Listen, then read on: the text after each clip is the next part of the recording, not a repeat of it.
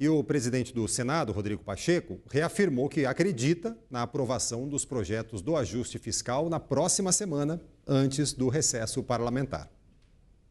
Claro que um tema desse, colocado para o crivo do parlamento há algumas semanas, nos impõe uma grande responsabilidade de agilidade, de poder tratar de temas tão relevantes, tão importantes como nesse pacote, num curto espaço de tempo. Óbvio que nós estamos hoje mantendo o otimismo de que somos capazes de fazer essa apreciação a tempo, antes do recesso. Quero crer que esse é o sentimento da Câmara dos Deputados e afirmo que é o sentimento do Senado, nosso desejo de apreciação desses projetos que foram apresentados inicialmente na Câmara dos Deputados e que cabe ao Senado revisar.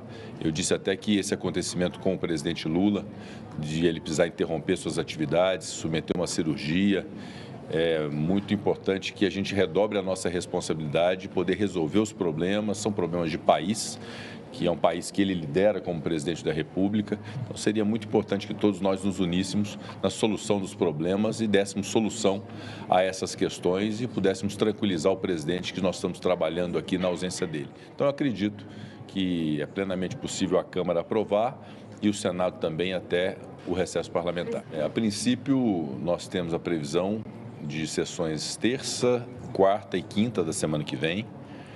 Eu até faço publicamente a solicitação para que todos os senadores e senadoras estejam em Brasília. Teremos sessões presenciais, temos alguns temas ainda que precisam ser apreciados até o final do ano, sobretudo a própria reforma tributária no âmbito da Câmara e a questão do pacote de gastos com a apreciação pela Câmara. Chegando ao Senado, nós também teremos que apreciar, além de outros temas, como é o projeto de lei complementar do Propag, da dívida dos estados, cuja previsão de apreciação é na próxima terça-feira pelo Senado Federal. A Câmara fez o seu trabalho, apreciou o trabalho do Senado, que é a casa iniciadora de origem desse projeto, agora retorna ao Senado e nós pretendemos na próxima terça-feira fazer essa apreciação. E há outros temas também que ao longo da semana nós vamos nos dedicar. Além das sessões do Senado também, a princípio uma sessão na quinta-feira do Congresso Nacional, para poder apreciarmos a pauta de PLNs do Congresso Nacional, eventualmente a apreciação de vetos e, sobretudo, a Lei de Diretrizes Orçamentárias, a Lei Orçamentária do Brasil, que precisam também ser apreciadas pelo Congresso. E sobre todas essas matérias que ainda vão tramitar nesse finalzinho de 2024 do ano legislativo, eu converso agora com o nosso analista de política e economia, Vinícius Torres Freire. Tudo bom, Vinícius? Boa tarde. Tudo bem? Boa Tudo tarde. Bom? Operação de risco essa de deixar tanto projeto importante para a última semana e, aliás, a gente fala em semana, mas, na verdade, terça, quarta e quinta, né? Quem sabe eles façam um sacrifício na sexta-feira, mas o risco é o seguinte, o Congresso, se quer aprovar, aprova 2 constituições por semana, né? A gente já viu o presidente da Câmara, Arthur Lira, aprovando dezenas de projetos das 8 da noite às 2 da manhã, já vimos. O problema é qualidade, o problema é alguém enfiar um jabuti. E essas emendas, às vezes, elas chegam pelo celular do parlamentar, quando chegam, e ele vota mais ou menos sem ter lido. Quando lê ou quando mandam para ele. Então, assim, podem entrar jabutis, podem esquecer de alguma coisa, podem fazer um arranjo esquisito, a gente não sabe o que pode acontecer. Agora, só vai estar em jogo na semana que vem o pacote fiscal, pelo menos. A Lei de Diretrizes Orçamentárias, que é uma lei que antecipa, que põe regras para o orçamento, e depois tem a Lei do Orçamento. Então, tudo isso que diz respeito ao futuro do país no ano inteiro, ou o futuro do país por vários anos, vai ser votado de atropelo na semana que vem. E tem problemas que por exemplo, a mudança principal do pacote fiscal, que é a regra de reajuste do salário mínimo. Sem você ter uma regra de reajuste do salário mínimo, você não pode estipular quanto o governo vai gastar no ano que vem, porque o salário mínimo impacta o gasto da Previdência.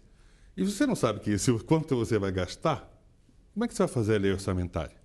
Ou você pode fazer uma lei orçamentária sem saber quanto vai ser o reajuste do salário mínimo. E depois, como é que você organiza? Tem jeito, tem gambiarra para fazer isso. Mas é gambiarra e vai dar problema. E se deixar a lei de diretriz orçamentária para o ano que vem, se não aprovar, o governo não tem como gastar no ano que vem. Fica proibido, vai ter que inventar uma liberação excepcional de crédito a cada semana. É uma coisa de louco. Então, eles vão acabar aprovando. Mas assim, o risco de sair bobagem é grande, o risco de sair uma notícia errada sobre o pacote fiscal é grande e a gente está numa situação já pouco tensa, né? Imagina se tem mais uma bobagem.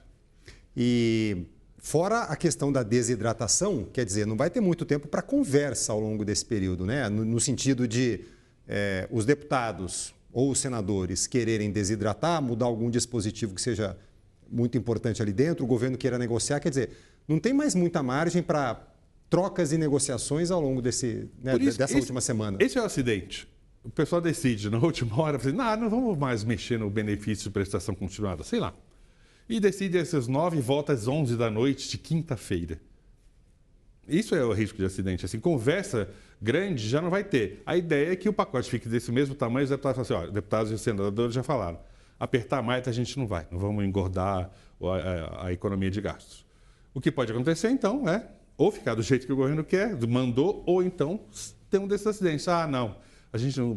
Esse negócio não passa no plenário, ninguém vai votar na redução de benefício de prestação continuada para gente pobre, com pessoas com deficiência, esquece. Aí tira um pedação, pega mal.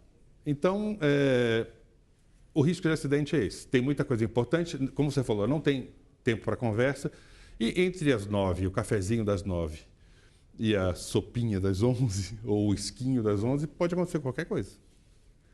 A gente vai estar acompanhando aqui. Vinícius, obrigado.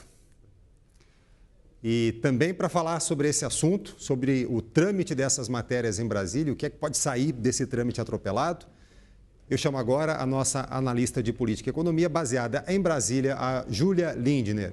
Júlia, boa tarde para você. Existe, por acaso, alguma tentativa de ordem de prioridade em tantos projetos importantes? Boa tarde, Turci. Olha, muita coisa vai acontecer ao mesmo tempo na próxima semana, até porque a tramitação do orçamento, por exemplo, ela vai para a comissão mista de orçamento inicialmente. Então, deve ter um trabalho nesse colegiado em paralelo com o que vai ser apreciado já no início da próxima semana em plenário. Mas realmente tem muita mudança sendo discutida. Existe até uma possibilidade, uma tentativa, na verdade, do governo de já começar as votações hoje, sexta-feira, que vocês até já comentaram, né, que é muito raro ter uma sessão na sexta, teria que ser algo extraordinário, mas realmente houve uma resistência, inclusive sinalizada pelos relatores desses textos que foram encaminhados ao Congresso, que já estão negociando mudanças. No caso do salário mínimo, parece que esse reajuste baseado nas regras do arcabouço já está mais pacificado, isso é algo que deve avançar. Mas, de fato, nesse texto também tem a questão do benefício de prestação continuada, e isso já é dado como certo de que terá alterações. O relator desse texto é o deputado Isnaldo Bulhões, que é líder do MDB na Câmara.